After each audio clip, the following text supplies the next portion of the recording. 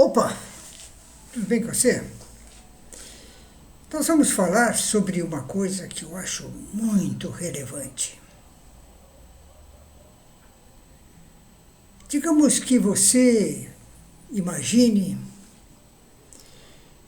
que o planeta Terra sofra um abalo vindo do espaço, quer por protuberâncias solares ou um mensageiro do cosmos, igual aquele que destruiu os dinossauros, e termine com os seres vivos da face da Terra. Agora, vou lembrar você que existe a lei de Murphy. Se há possibilidade de um evento ocorrer, ele vai ocorrer, é apenas uma questão de tempo. Se já ocorreu um corpo cósmico cair na Terra e terminar com os dinossauros, isso pode ocorrer novamente. E vamos raciocinar o seguinte: se isso ocorrer e exterminar completamente a humanidade,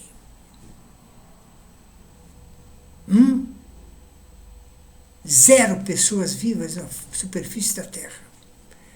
Vai ficar a Terra agora milhares e milhares de anos para que uma outra espécie surja. Então agora, numa hipótese dessa, eu vou lhe fazer uma pergunta. Aquelas pessoas que almejaram após a morte irem para o céu e aqueles que deveriam ir para o inferno, não faz mais sentido nada disso. E aquelas milhares e milhares, trilhões de almas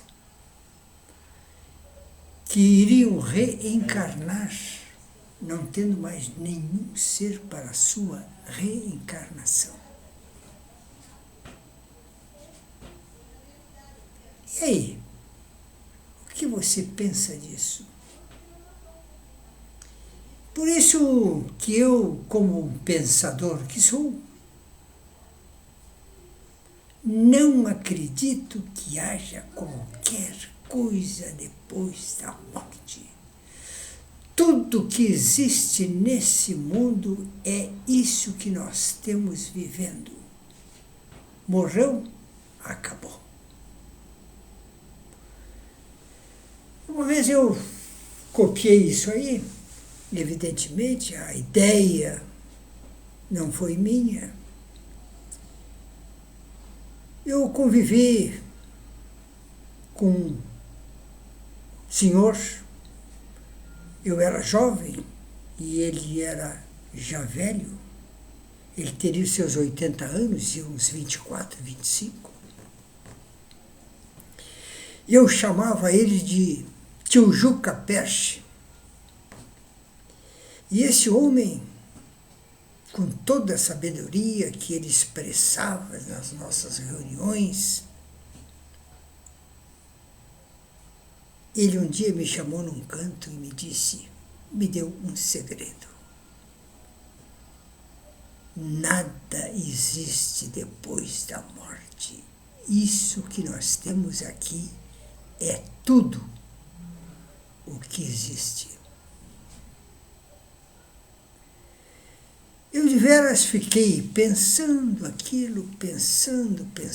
Eu era um cara crente, criado em colégios salesianos, temente a Deus e tudo mais. Fiquei pensando naquilo ali. Bem mais tarde, eu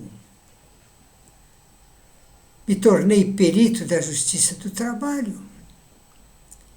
De vez em quando, nas perícias, eu encontrava um médico um médico muito famoso, que também era perito médico, e às vezes ele era meu assistente, e às vezes eu era assistente dele.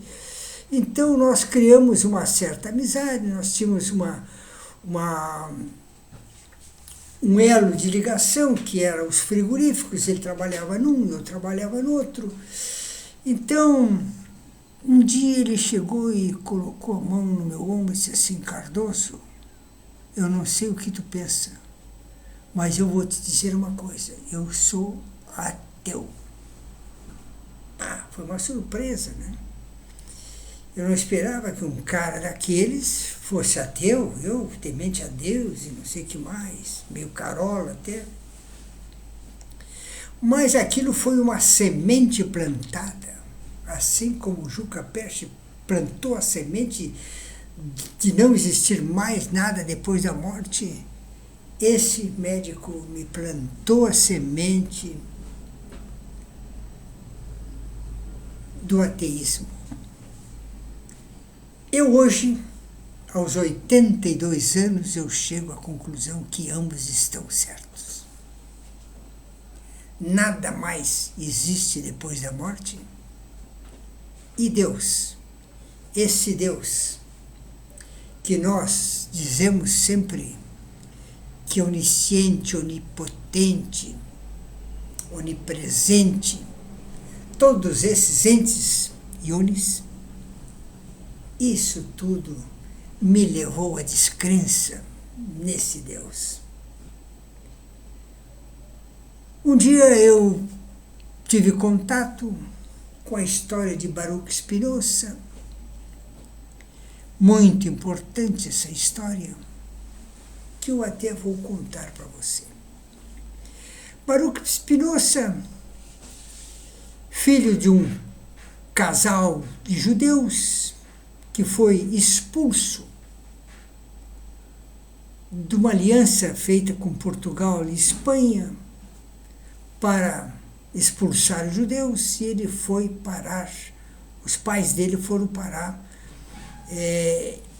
na Holanda, em Amsterdã, na Holanda. Lá nasceu Baruch Spinoza. Baruch Spinoza, aos 14 anos, ele sabia mais da Bíblia e do livro dos judeus, o Talmud. Ele sabia mais do que todos naquelas reuniões. Ele dava discurso, falava sobre... Era a esperança de que ele seria um mega rabino. Porém, quando Baruch Spinoza fez 19 anos, ele um dia, discursando, disse: isso não é verdade. A Bíblia, para Baruch Spinoza, passou a ser um livro infantil. Ele não acreditava mais nada na Bíblia.